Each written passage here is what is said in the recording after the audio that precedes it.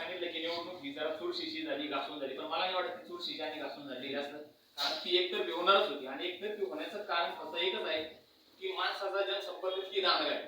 आपण माणसं किती जाऊन बसतोय त्यांच्याकडे, किती आपण सलगीने वागतोय किंवा त्यांच्या अडचणी आपण किती पद्धतीने सोडवतोय. कारण इलेक्शन असो, निवडणूक असो, ही एवढी सोपी नसते, ती जिंकणं एवढी सोपी नसते. आपण जसं म्हणतोय की सोपी आहे, पण तेवढं काही सोपी नसते. त्यासाठी जनतेत जावं लागतं, जनतेचं काम करावं लागतं आणि आपण स्वतःशी त्यासाठी प्रामाणिक असावं लागतं.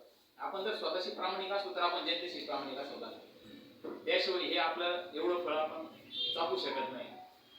तर पुन्हा एकदा सर्व भावी आता जे नवसेवक आहे, आमचे मित्र स्वाधीनजी गाडेकर आहे, नगराध्यक्ष, त्यांचे पुन्हा एकदा गावाच्या वतीने आणि माझ्या वतीने आभार व्यक्त करतो. आपल्या सर्वांची लाडकी नेते सन्माननीय नामदार श्री राधाकृष्णजी विखे पाटील साहेब, आपल्या नगर जिल्ह्याचे खासदार डॉक्टर सुजयदादा विखे पाटील साहेब व जिल्हा परिषद माजी अध्यक्ष सौ शालिनीताई विखे पाटील मॅडम यांच्या मार्गदर्शनाखाली राहता नगरपालिकेमध्ये एक अभूतपूर्व असा विजय आज या ठिकाणी आपल्या भारतीय जनता पार्टीला मिळाला आहे.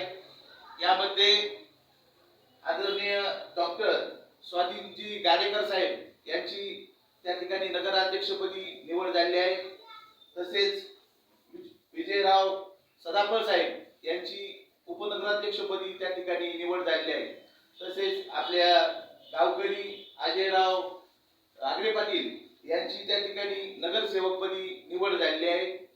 तसेच आदरणीय राहुल भाऊ सदाफळ यांची त्या ठिकाणी नगरसेवकपदी निवड झाली आहे. आज मी आपल्या सर्वांच्या वतीनं त्यांना प्रथमतः एकदा शुभेच्छा देतो. मित्रांनो, झालेल्या निवडणुकीमध्ये आता आम्हाला जसं शिवशेजारचंच गाव राहता असल्यामुळं आमचा लेखाजोखा कायम चालू असायचा, परंतु निवडणूक अतिशय म्हणजे घासून होती तशी.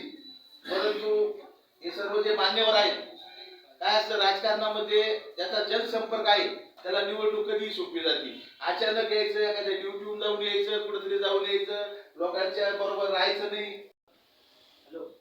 तालुका गाव असल्यामुळं अतिशय महत्वपूर्ण अशी निवडणूक होती.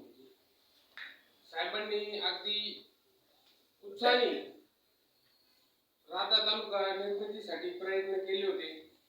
एक स्वनारा त्यांना तिथं हवा होता आणि बरेच वर्षानंतर एवढं अभूतपूर्व यश पहिल्यांदाच आपल्याला राहता तालुक्याच्या गावाच्या नगर अध्यक्षपदाच्या निवडणुकीत आपल्याला मिळालेला आहे.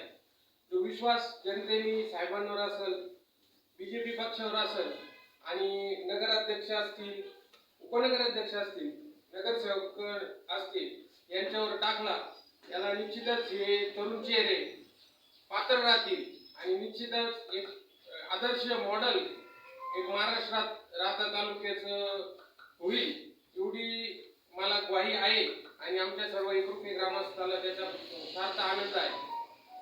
परंतु डॉक्टर साहेब, सत्ता निवडणूक जिंकणं आताच वाल्मिकी सांगितल्याप्रमाणे अवघड असतं, पण मी म्हणतो निवडणूक जिंकणं सोपं असतं, परंतु त्या पदाला न्याय देणं हे खूप अवघड असतं. एवढा विश्वास ह्या जनतेने समाजाने तुमच्यावर टाकलेला आहे, त्याचा निश्चितच तुम्ही एक सुशिक्षित आहात, एक डॉक्टर आहात, निश्चितच तुम्ही त्याला पात्र ठराल. परंतु हा एक काटेरी मुकुट आहे. हे सगळं करत असताना साहेबांची, दादांची, मॅडमची निश्चितच तुम्ही मान उंचवाल एवढी मी एकरूपी ग्रामस्थांच्या वतीने ग्वाही देतो व थांबतो. धन्यवाद.